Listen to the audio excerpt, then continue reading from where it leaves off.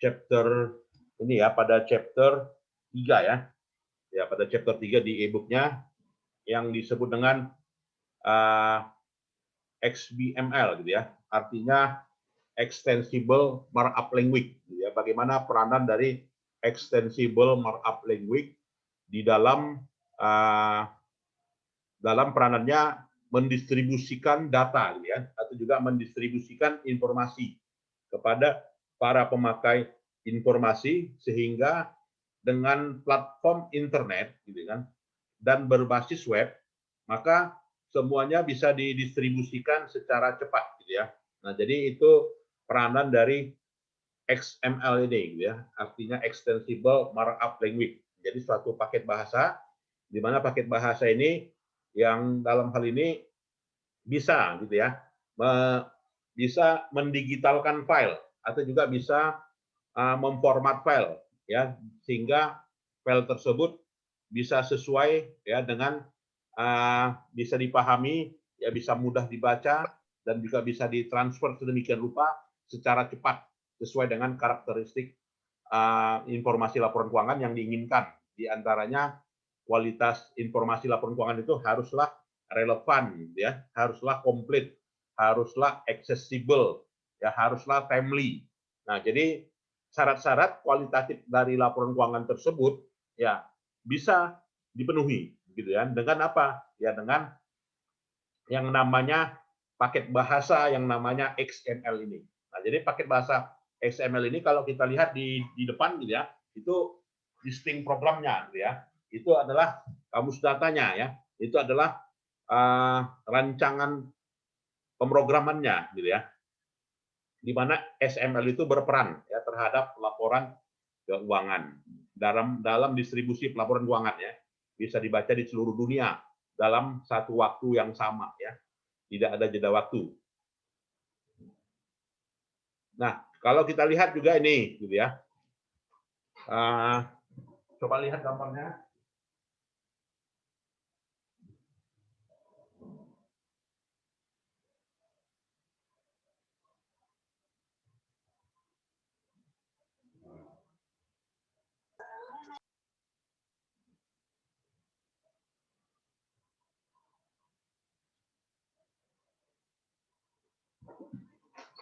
Ya, jadi XML tersebut gitu ya, itu jadi kalau ada tergambar di situ seperti gambar pesawat gitu ya.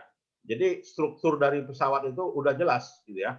Ini kokpitnya, ini sayapnya, ukuran sayapnya berapa gitu kan. Kemudian juga navigasinya di mana gitu kan. Itu semuanya sudah terukur jelas gitu ya. Maka sama juga gitu ya, dalam pelaporan keuangan ya, dalam pelaporan keuangan format dari laporan keuangan itu disepakati semua user gitu ya. Jadi user bisa membaca penuh dari laporan keuangan ya di berbagai belahan dunia negara manapun secara waktu yang bersamaan gitu ya, dan format yang sama ya. Maka dalam hal ini peranan XML lah itu gitu ya. Nah, kalau kita lihat di sini XML tadi ya, XML ini gitu ya, Extensible Markup Language ini itu dimanfaatkan gitu ya. Semuanya informasinya tertuang di perusahaan-perusahaan yang go public. Ya, contohnya kalau kita yang dikatakan dokumen XML itu apa? Atau juga file XML itu apa? Ya, kalau kita pernah menyusun skripsi yang topiknya di Bursa Efek gitu ya, di IDX, CUID kan, itu kan ada file PDF. Nah, bagaimana file PDF itu di apa ya, di format sedemikian rupa gitu ya, secara terstruktur gitu ya. Nah, itu merupakan suatu yang sifatnya pengembangan lebih lanjut, extensible gitu ya. Jadi extensible markup language dikonversi ya, sehingga bisa didistribusikan di media dan juga di web. Malah sekarang bisa juga didistribusikan ke apa ya, ke media sosial seperti apa ya, seperti misalnya WhatsApp, Telegram dan sebagainya. Jadi sampai sedemikian rupa gitu kan. Kalau dulu tahun 99 kita nggak bisa itu kan. Kita bisa tahun 99 fotokopi gitu kan, atau lihat file induknya. Nah, kalau kita nggak datang ke Jakarta nggak dapat informasinya. Nah sekarang nggak perlu kita, gitu kan? Ya artinya apa? Itu semuanya berkat paket bahasa yang namanya XML ini, gitu ya. Jadi XML itulah merupakan revolusi dokumen, gitu ya. Sehingga dokumen tersebut bisa diproses demikian rupa dan juga bisa dimanfaatkan ya di berbagai belahan negara yang ada. Seperti misalnya di Osaka Securities Exchange, gitu ya, yang memanfaatkan evolusi dari peranan dari paket bahasa XML ini. Nah, jadi XML itu bisa dikonversi, ya, dikonversi ke dalam bentuk hypertext HTML, ya. Jadi bisa dikonversi ke dalam hypertext markup language dengan format Extensible Language Technology (XELT), ya. Jadi file XML itu langsungnya didistribusikan ke berbagai web dan ke berbagai media sehingga bisa dikirim kemanapun secara personal menggunakan media sosial seperti misalnya Telegram atau juga Microsoft Word, gitu ya. Jadi keuntungan dari XML ini apa? Ya keuntungannya adalah bisa menyajikan informasi yang diungkapkan oleh perusahaan-perusahaan yang listing secara real time yang dulunya tidak bisa, gitu kan. Nah, jadi evolusinya sampai ke situ dan lebih fleksibel, gitu ya, dan juga bisa mengurangi kertas, gitu ya, yang berim-rim. Nah, jadi di situ inilah evolusi XML itu mendukung dari yang namanya kualitas laporan keuangan ya di dalam di dalam digital accounting ini, gitu ya. Nah, kalau kita lihat di sini XML itu bisa berupa XML scheme, XML link, XML namespace, XML expect atau XLT, gitu ya, jenis-jenisnya. Di mana selanjutnya dikembangkan lebih lanjut yang namanya XBRL, Extensible Extensible Real Time Language Specification. Nah, jadi penyajiannya secara real time dan merupakan dokumen secara tersendiri ya yang disebut dengan XBRL taxonomies, gitu ya. Nah, XBRL taxonomies.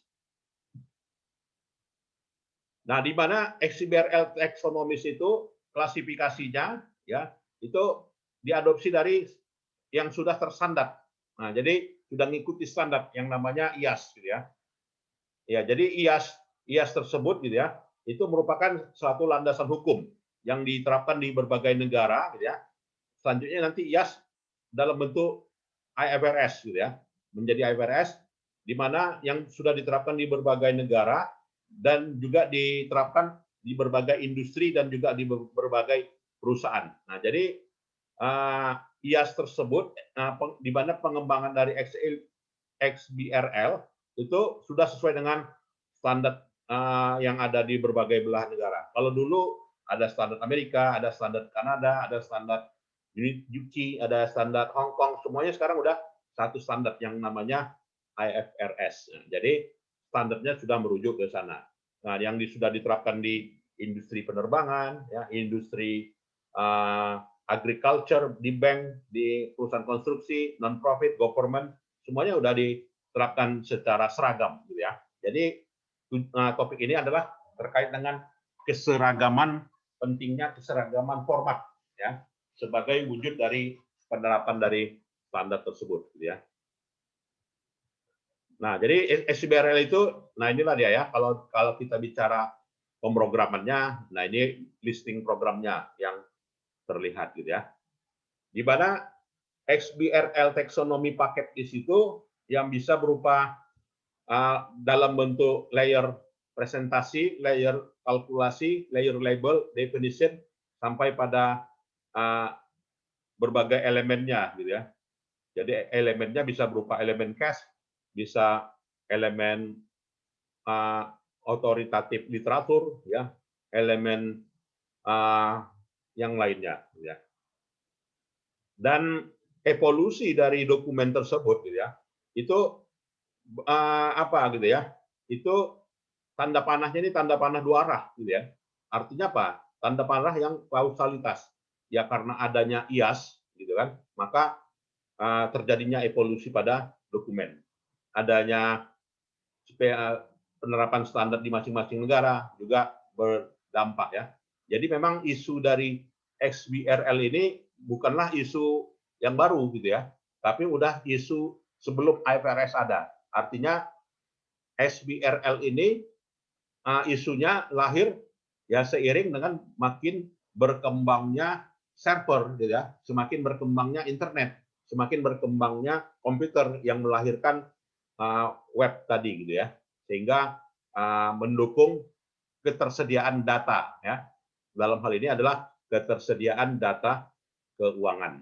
Nah, jadi ketersediaan data data keuangan itu disebabkan karena apa? Dengan kata lain, ya disebabkan karena adanya evolusi extensible data ya, extensible dokumen ya, extensible format. Nah, inilah dia.